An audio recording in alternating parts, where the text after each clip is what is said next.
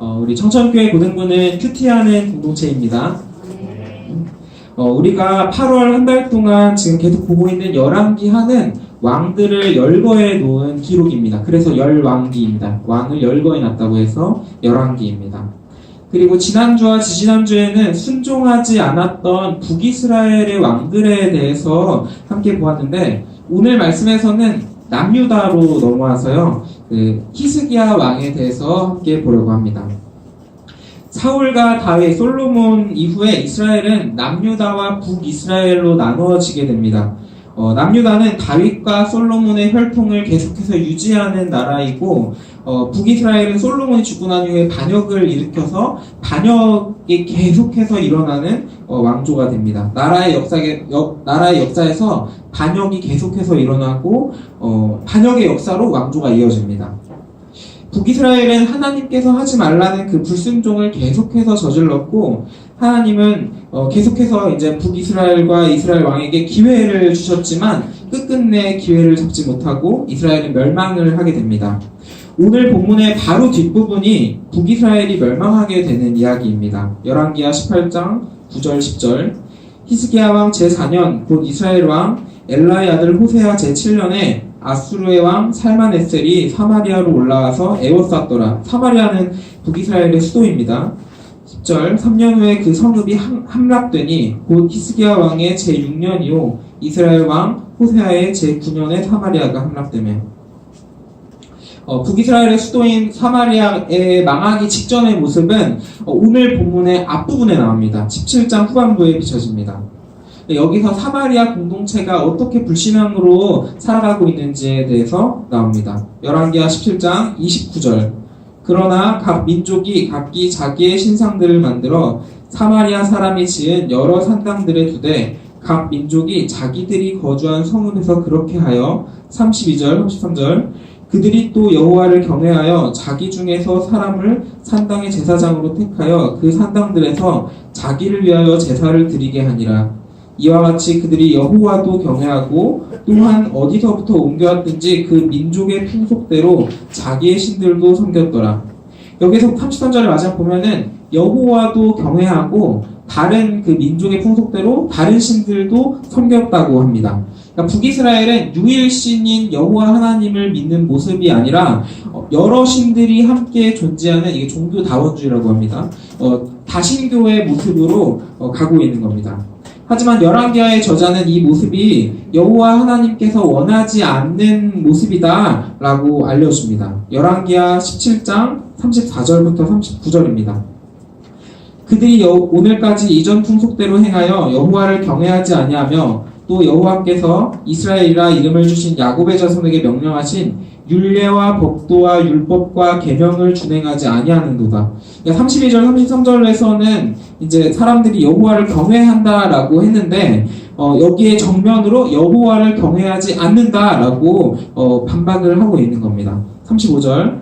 옛적에 여호와께서 야곱의 자손에게 언약을 세우시고 그들에게 명령하여 이르시되 너희는 다른 신을 경외하지 말며 그를 경배하지 말며 그를 섬기지 말며 그에게 제사하지 말고, 이게 10계명을 인용한 겁니다.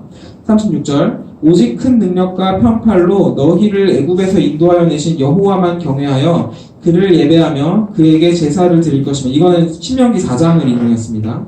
37절. 또 여호와가 너희를 위하여 기록한 율례와 법도와 율법과 계명을 지켜 영원히 행하고 다른 신들을 경외하지 말며 또 내가 너희와 세운 언약을 잊지 말며 다른 신들을 경외하지 말고, 39절. 오직 너희 하나님 여호와만을 경외하라. 신명기에서 함께 봤던 그 쉐마와 유사한 표현이 계속해서 반복이 되고 있습니다.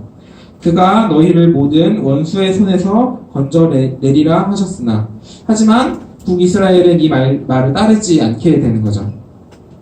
17장 34절부터 39절까지의 말씀들을 보면은 읽으면서 제가 중간중간에 첨언을 하였지만 이전에 모세오경에 나왔던 내용들을 인용하면서 대부분의 내용이 같은 말이 반복이 되고 있습니다. 그리고 17장의 마지막 구절에서 지금까지 강조된 말씀을 듣지 않고 여러 신들을 모두 믿었다라고 표현이 되고 있습니다. 17장 40절 41절. 그러나 그들이 듣지 아니하고 오히려 이전 풍속대로 행하였느니라. 이 말씀을 듣지 않고 이전 풍속대로 행하였더라. 41절 이 여러 민족이 여호와를 경외하고 또 그 아로 새긴 우상을 섬기니 그들의 자자손손이 그들의 조상들이 행하던 대로 그들도 오늘까지 행하니라. 여호와를 경외하고 우상을 섬긴다고 했습니다. 여호와를 경외하고 우상을 섬긴다고 했습니다. 이게 양립할 수 없는 두 개가 동시에 있는 겁니다. 여호와를 경외하는 것과 우상을 섬긴다라는 것은 함께 있을 수가 없습니다. 여호와를 경외하면 여호와 하나님께서 나 외에 다른 신을 믿지 말라라고 했고 우상을 만들지도 말고 나조차도 우상으로 만들지 말라라고 했는데 이 말씀을 지키지 않으면서 어떻게 여호와 하나님을 경외할 수 있을까요?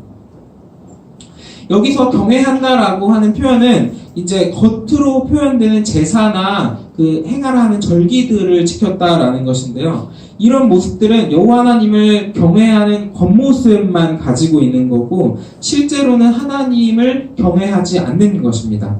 전통과 형식만이 남아서 그 외식하고 있는, 겉으로 드러내는 모양만 보이고 있는 외식하는 신앙의 모습인 겁니다. 그리고 이 불순종의 결과는 이어지는 오늘 본문 이후에 사마리아의 함락으로 넘어가게 됩니다. 하지만 같은 시대에 있던 남유다는 북이스라엘과는 다른 모습을 보이게 됩니다. 그 함락되는 장면과 북이스라엘의 불순종의 모습 그 중간에 남유다 히스기야 왕에 대한 이야기가 나옵니다. 조금 전에 본 부분들은 오늘 본문의 앞뒤 문맥에서 북이스라엘의 망해가는 모습들을 계속 보여주고 있는데 오늘 본문은 망해가는 이스라엘 본문들 사이에 껴있는 겁니다. 그러면 히스기야 왕이 되고 나서 남유다의 역사가 어떻게 되는지 오늘 본문을 함께 다시 한번 읽어보도록 하겠습니다. 열왕기하 18장 3절부터 8절까지입니다. 제가 먼저 읽겠습니다. 히스기야가 그의 조상 다윗의 모든 행위와 같이 여호와께서 보시기에 정직하게 행하여 사람들을 제거하며 주상에게 드리며 아스라 우상을 지르며 그제가 만들었던 노래를 이스라엘 자손이 이까지 행하여 분양함으로 그것을 부수고 느후산이라 일컬었더라. 히스기야가 이스라엘 하나님 여호와를 의지하였는데 그의 전후 유다 여러 왕 중에 그러한 자가 없었으니 곧 그가 여호와께 연합하여 그에게서 떠나지 아니하고 여호와께서 모세에게 명령하신 계명을 지켰더라. 여호와께서 그와 함께 하심에 그가 어디로 가든지 형통하였더라. 저가 아수르 왕을 배반하고 섬기지 아니하였고 그가 블레셋 사람들을 쳐서 사와 사삼에 이르고 마음에서부터 불과 성까지 이르렀더라. 아멘. 히스기야 왕에 대한 내용은 열왕기하 18장부터 20장까지의 내용으로 3장에 걸쳐서 나오게 됩니다. 그렇지만 그 히스기야 왕이 등극하고 얼마나 통치하였고 이 왕에 대한 평가는 가장 앞부분 18장 초반부에 등장하게 되고 지금 히스기야 왕에 대한 평가는 굉장히 좋습니다. 열왕기서에서는 다윗 이래로 최고의 왕이라는 평가를 받고 있습니다. 북이스라엘이 멸망하는 이 상황에서 남유다는 남유다 역사상 최고의 왕을 맞이하게 된 겁니다. 북이스라엘과 남유다 그리고 나눠지기 전에 이스라엘의 모든 왕조를 통틀어서 최고의 왕을 뽑자면 다윗왕을 꼽을 수 있습니다. 하지만 히스기야 왕은 다윗 왕만큼이나 최고의 왕이라고 여겨집니다. 18장 3절 히스기야가 그의 조상 다윗의 모든 행위와 같이 여호와께서 보시기에 정직하게 행하여 그리고 5절입니다. 히스기야가 이스라엘 하나님 여호와를 의지하였는데 그의 전후 유다 여러 왕 중에 그러한 자가 없었으니 히스기야 전후로 그러한 자가 없었고 하나님을 의지하는 왕이었다라는 표현이 나와 있습니다. 그러면서 히스기야가 그 왕 위에 있는 동안에 어떤 일을 했고 그 일이 어떻게 평가를 받고 있는지까지 요약되어서 나옵니다. 4절 그가 여러 산당들을 제거하며 주상을 깨뜨리며 아세라 목상을 찍으며 모세가 만들었던 놋뱀을 이스라엘 자손이 이때까지 향하여 분양함으로 그것을 부수고 느후스단이라 일컬었더라. 히스기야가 왕이 되기 이전에 남유다도 북이스라엘과 그렇게 다른 모습을 보이지 않았습니다. 산당들이 있었고 이제 다른 신을 모시는 산당입니다. 그리고 우상을 만들었습니다. 하지만 히스기야는 여러 산당들을 모두 없애고 우상을 모시는 신전들을 없애고 우상을 깨뜨리고 특별히 주변 지역들의 최고의 신으로 추앙받고 있는 아세라 신의 우상들을 없애게 됩니다. 그리고 이것뿐만이 아니라 히스기야는 민수기에 나오는 놋뱀을 없애는데요. 이 놋뱀은 그 민수기에서 나오는 모세가 만들었던 놋뱀입니다. 민수기 21장 6절부터 9절 제가 읽겠습니다.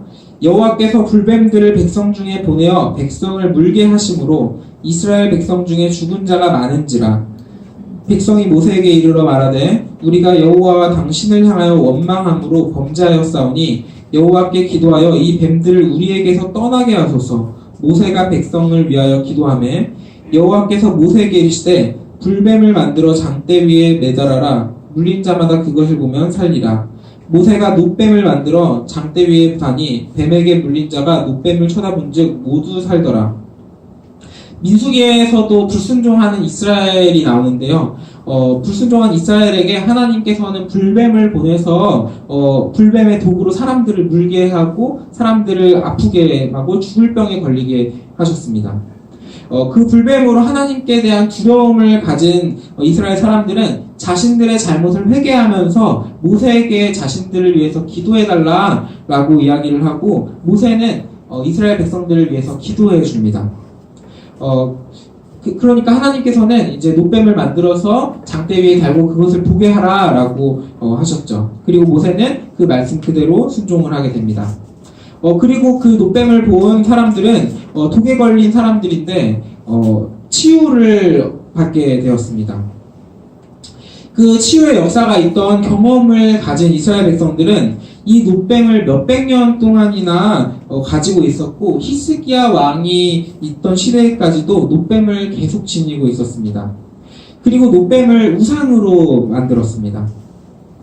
놋뱀에 기도도 하고요. 놋뱀에 제사도 드리고 놋뱀이 마치 하나님인 것처럼 여겼던 겁니다.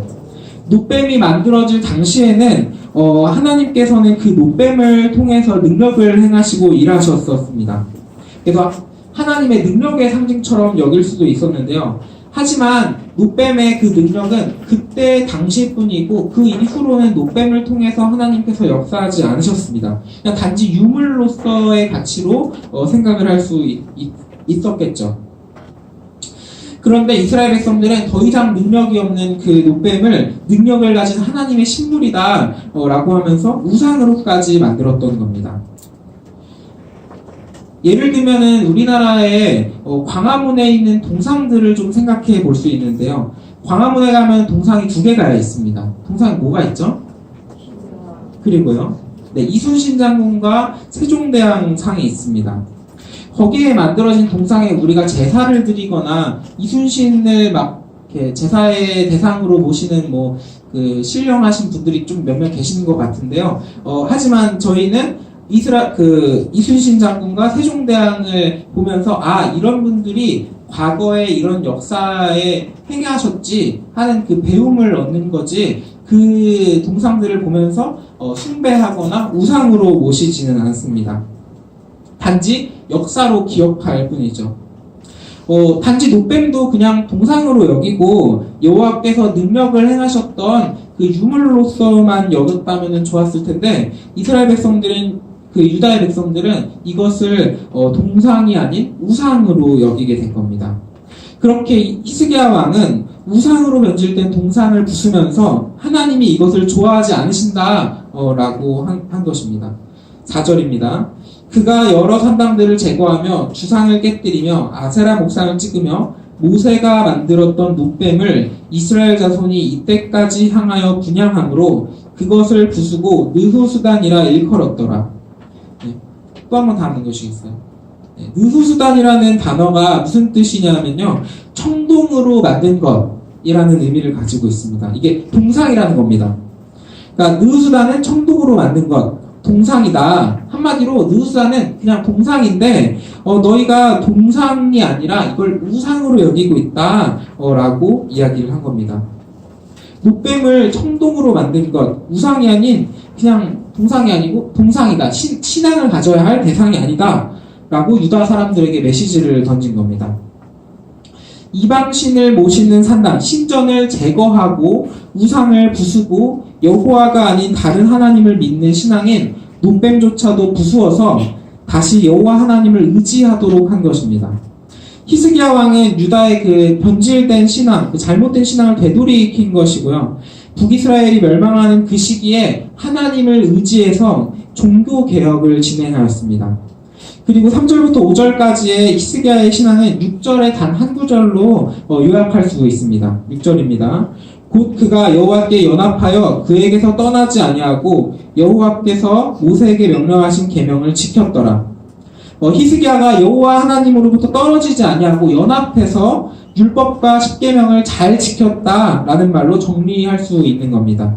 그리고 그 결과는 여호와 하나님께서 주신 축복입니다. 7절 8절입니다.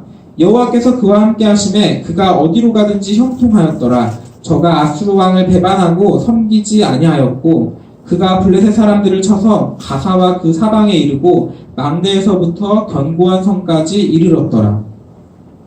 이스라엘 왕조에서 좋은 왕과 나쁜 왕을 구별하는 그 척도, 판단의 척도는 하나님께 순종하고 의지하는 가였습니다.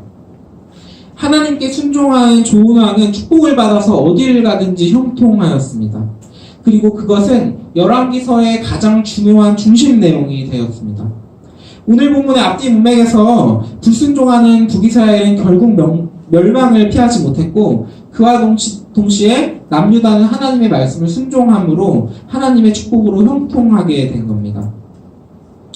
하나님은 사랑과 오래 참음으로 불순종하는 많은 사람들에게 기회를 주시지만 그렇지만 끝없이 기회를 주시지는 않으십니다. 하지만 또 하나님의 말씀에 순종하고자 발버둥치는 사람들에게는 순종의 기회를 잡으려는 그 사람들에게는 그 오래 참음과 사랑으로 기다려 주십니다. 그리고 히스기야 왕은 이 기회를 잡고 말씀에 순종하였습니다. 이제 말씀을 마치려고 하는데요. 다음 한번 넘겨주시겠어요? 네. 리폼, 이 개혁이라는 단어는 새롭게 뜯어 고치다 라는 의미를 가지고 있습니다. 이전에 있던 것을 새롭게 만들 때 개혁이라는 단어를 사용합니다. 그리고 종교개혁이라는 단어를 쓸 때 이 개혁은 하나님의 뜻으로 돌아가자. 하나님의 뜻이 무엇인가? 그렇게 우리가 가진 신앙을 새롭게 뜯어 고치는 것입니다. 중세시대에 있었던 종교개혁은 면죄부를 팔던 부도덕한 천주교의 여러 가지 불신앙을 가지고 일어났던 개혁운동입니다.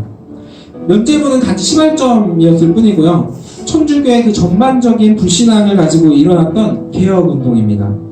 그리고 선두에 섰던 그 루터는 95개조의 반박론으로 그 부정들을 조목조목 반박합니다. 그리고 중세시대의 종교개혁은 돈으로 구원에 이를 수 있다라는 면죄부와 관련된 부정으로부터 시작한 개혁입니다. 루터의 95개조 반박론입니다. 22번 항. 사실상 교황은 연옥에 있는 영혼에 대해서 어떤 형벌도 사할 수 없다. 이 형벌은 교회법에 의하여 현세에서 받아야만 하는 것이다. 24번 항. 그렇기 때문에 대부분의 사람들은 형벌로부터 해방된다는 무제한되고 어마어마한 약속에 의하여 드러내놓은 사기를 당하고 있는 것이다. 32번 항. 면죄증서에 의하여 자신의 구원이 확실하다고 스스로 믿는 사람은 그것을 가르치는 사람들과 함께 영원히 저주를 받을 것이다. 36번 항.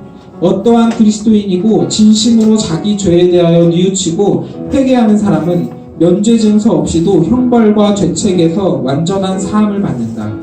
루터의 종교개혁은 말씀을 근거로 해서 일어난 개혁입니다. 로마서 1장 17절. 복음에는 하나님의 의가 나타나서 믿음으로 믿음에 이르게 하나니 기록된 바 오직 의인은 믿음으로 말미암아 살리라 함과 같으니라. 그리고 오늘 말씀에서 나오는 히스기야의 종교개혁은 우상이 사회 속으로 침투하여 여호와를 경외한다고 말은 하지만 사실은 불신앙을 하고 있는 이스라엘의 근본적인 사회 문제를 새롭게 뜯어 고치는 것입니다. 3절 열왕기하 18장 3절 4절. 히스기야가 그의 조상 다윗의 모든 행위와 같이 여호와께서 보시기에 정직하게 행하여 그가 여러 산당들을 제거하며 주상을 깨뜨리며 아세라 목상을 찍으며 모세가 만들었던 놋뱀을 이스라엘 자손이 이때까지 향하여 분향함으로 그것을 부수고 느흐수단이라 일컬었더라. 그리고 히스기야의 종교개혁도 루터의 개혁처럼 말씀을 근거해서 일어났던 겁니다. 6절. 곧 그가 여호와께 연합하여 그에게서 떠나지 아니하고 여호와께서 모세에게 명령하신 계명을 지켰더라. 이 모세의 명령은 쉐마의 말씀입니다. 신명기 6장 4절 5절 이스라엘아 들으라 우리 하나님 여호와는 오직 유일한 여호와이시니 너는 마음을 다하고 뜻을 다하고 힘을 다하여 네 하나님 여호와를 사랑하라. 어느 시대에 있던 종교개혁이든 그 종교개혁은 말씀으로부터 순종하고자 하는 의지로 일어나는 운동입니다. 그리고 우리가 역사에서 종교개혁이다 라고 이름 붙일 만한 개혁들은 이 여러 의지들이 단합되어서 커다란 움직임으로 한 몸처럼 변화를 일으킨 흔적들입니다. 많은 목사님들이 지금 이 시대에 종교개혁이 필요하다, 한국교회 개혁이 필요하다라고 이야기를 합니다.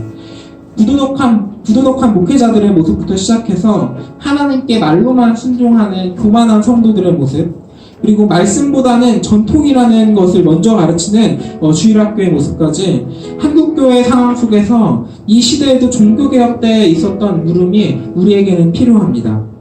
우리가 말씀을 지키고 있는가? 루터가 말씀을 보았던 것처럼 히스기야가 계명을 지켰던 것처럼 우리는 말씀에 순종하고 있는가? 우리에게 이방신이 있지는 않는가? 아니 이방신이라는 이름은 없을지라도 못뱀처럼 이전에 있었던 하나님의 임재에 기대고 이전의 경험과 전통에서 그것을 우상으로 만들고 하나님을 이전에 있었던 그 전통으로 제한하고 있지는 않는가? 이 시대에 임하시고 계시는 하나님을 잘 찾고 있는가? 이런 물음들이 우리에게는 필요합니다. 우리에게 만연한 죄악과 불신앙이 있다면, 그것을 깨닫지 못하는 불신앙이 있다면 말씀 앞에 잘 구별하시고 개혁을 일으켜야만 합니다. 그리고 개혁은 반드시 하나님의 말씀을 근거로 해서 일어나야 하고 말씀에 순종하고자 하는 의지로부터 일어나야 합니다.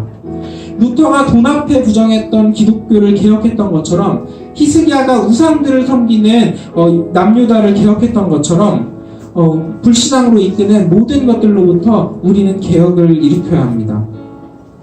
그리고 이 개혁은 혼자만 하는 것이 아니라 여러 사람들이 함께 일으켜야 하고 말씀 앞에 순종하고자 하는 의지를 모두 함께 모여서 단합해야 합니다.